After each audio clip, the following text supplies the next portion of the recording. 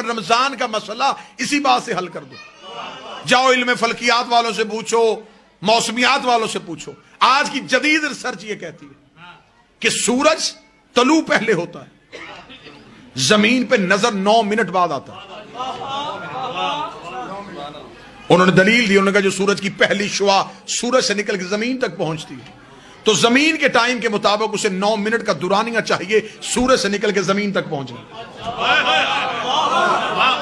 جب تک وہ ہمارے گولے پہ وہ لائٹ نہیں پہنچتی ہم یہ سمجھتے ہیں کہ سورج آیا ہی نہیں.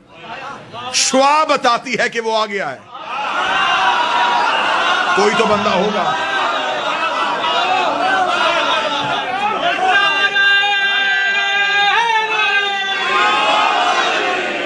یقیناً میں ممبر پہ جھوٹ نہیں, میں سمجھ رہا تھا مضافات ہے, مجھے عوامی سطح پہ بات کرنی ہے. میرے ان 2 عزت والے سادات نے مجھے بتایا کہ اسے عمومی سطح نہ سمجھیے گا, یہ مخصوص لوگ ہیں جنہوں نے قدیمی علماء کو سماعت کیا ہوا, لہذا آپ کی سماعتوں کے اس معیار کو سمجھتے ہوئے میں نے گفتگو اس سطح پہ کی.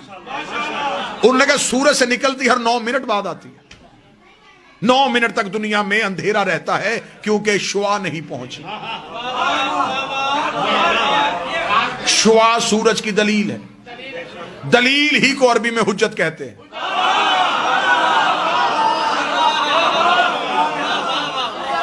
اور وہی علم فلکیات والے کہتے ہیں کہ سورج غروب پہلے ہو جاتا ہے, نظر 9 منٹ تک آتا ہے.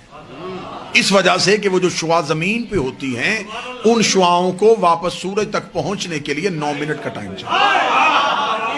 جتنی دیر تک وہ زمین سے سورج تک پہنچتی ہیں زمین والے سمجھتے ہیں کہ ابھی سورج ہے لیکن وہ جا چکا ہوتا ہے. میرے جانے کے بعد سب بات سمجھ میں آئے تو پھر نوکر کو دعا دے دینا, رات بستر میں سمجھ آئے تو پھر نوکر کو دعا دے دینا. دنیا مولا حسین کی عزت کا اگر ہم سے چاہے تو ہم سائنس سے اپنا مذہب ثابت کر سکتے ہیں. سورج نکلتا پہلے ہے, نظر 9 منٹ بعد آتا ہے. غروب پہلے ہوتا ہے, 9 منٹ تک نظر آتا رہتا ہے. اب بھی ہم زمانے کو بتائیں کہ ہم روزہ 10 منٹ بعد کیوں کھولتے ہیں؟ ہائے ہائے,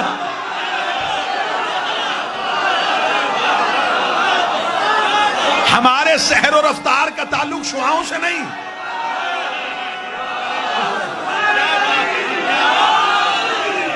ہمارے سحر و رفتار کا تعلق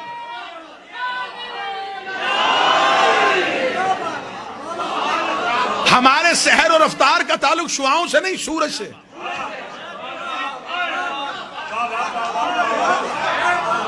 جب سائنس کہہ رہی ہے کہ 10 منٹ پہلے اور 10 منٹ بعد غروب ہوتا ہے تو پھر 10 منٹ کا فلسفہ تو ہم نے سائنس سے ثابت کر دیا. یہ انتہائی ایک جاہلانہ سی سوچ زمانے کو بتائی جاتی ہے. میرے اہل سنت بھائی تشریف فرمائیں, پیغام ان تک یہ پہنچایا جاتا ہے روزہ کھولنے میں جلدی کرنی چاہیے اس لیے کہ روزہ مکروہ ہو جاتا ہے. یہ جو بالکل روزے کے افطار کا وقت ہوتا ہے نا, اللہ یہ وقت آپ کو کسی بس سٹاپ پہ دکھائے تو وہ منظر بڑا دیدنی ہوتا ہے کہ لوگوں کے ہاتھوں میں یوں کھجور ہاتھ میں ہوتی ہے بالکل کہ فوراً جلدی سے کر. کیوں؟ وہ کہتے ہیں جلدی کر لینا چاہیے کیونکہ پھر روزہ مکروہ ہو جاتا ہے. اچھا میرے سامنے آپ باخبر چہرے تشریف فرمائیں. اکثر ایسا ہوتا ہے کہ ایک روزہ دار جو ہے وہ صبح اٹھنے میں تھوڑا دیر سے اٹھا, کھانے پینے کا وقت گزر گیا تھا, بالکل سحر کا وقت تمام ہونے والا تھا, اس نے نیت کر لی اور روزہ رکھ لیا. ایسا ہے مذہب اسلام کا کوئی مفتی ایسا نہیں جو یہ کہے کہ اس کا روزہ نہیں ہوا. وہ کہتے ہو گیا. اسے ہماری زبان میں جو ہمارا علاقہ ہے اس کی تہذیب کے مطابق اس کو ایک لفظ کہا جاتا ہے 8 پیرا روزہ. اب پتہ نہیں آپ کے ہاں کون سا لفظ بولا جاتا ہے, ہمارے یہاں کہا جاتا ہے 8 پیرا روزہ جو بغیر کھائے پیے رکھا جائے. بلکہ مولوی کہتے ہیں مسجدوں والے کہ اس کی زیادہ فضیلت ہے کیونکہ یہ بغیر کھائے پیے رکھا. اچھا بغیر کھائے پیے رکھا ہو گیا, جو روزہ بغیر کھائے پیے رکھا جا سکتا ہے بغیر کھائے پیے کھولا کیوں نہیں جا سکتا؟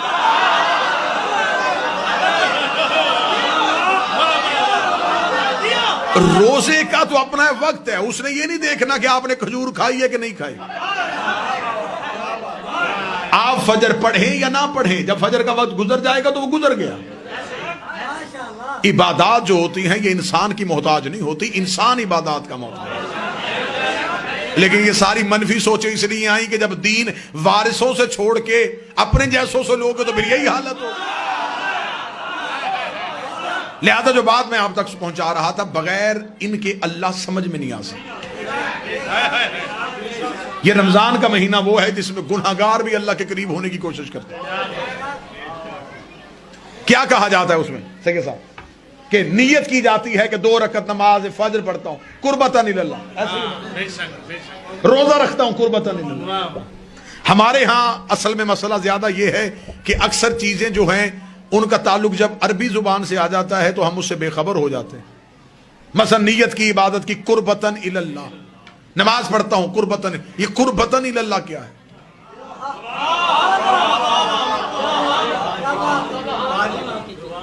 قربتاً اللہ نہیں، قربتاً اللہ، میں اللہ کی طرف قریب ہونا چاہتا ہوں۔ اب آپ نے میری سوچوں سے زیادہ داد دے دی، یہ جملہ آپ سمجھیے گا اور اسی پہ نتیجہ دے دوں۔ انسان نیت کرتا ہے کہ میں اللہ کی طرف قریب ہونا چاہتا ہوں، اللہ کے قریب نہیں، اللہ کی طرف قریب۔ جس شے کے آپ نے قریب ہونا ہو اس شے کا کسی ایک جگہ پہ محدود ہونا ضروری ہے۔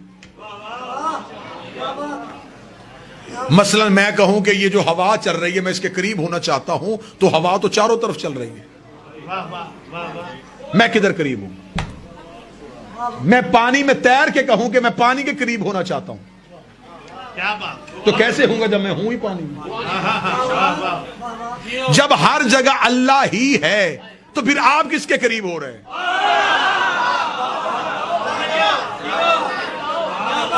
جتنا آسان کہیں گے اتنا آسان کر لوں گا، لیکن بات کو سمجھیے گا ضرور۔ نیت ہے قربتاً اللہ، اللہ کی طرف قریب ہونا چاہتا ہوں۔ میں مجمع سے کہوں تھوڑا تھوڑا ممبر کے قریب ہو جائے، اس کا مطلب ممبر یہاں ہے، آپ ادھر سے ادھر کی طرف آئے ادھر قریب ہو رہے ہیں، اس کا مطلب ممبر ادھر ہے ادھر نہیں۔ اگر ہم اللہ کے قریب ہو رہے ہیں تو اللہ کو ایک جگہ پہ ماننا پڑے گا، جدھر ہم جا رہے ہیں ادھر اللہ ہے، جدھر سے ہم جا رہے ہیں ادھر اللہ نہیں، تو جو ادھر ہو اور ادھر ہو وہ اللہ ہوتا ہی نہیں۔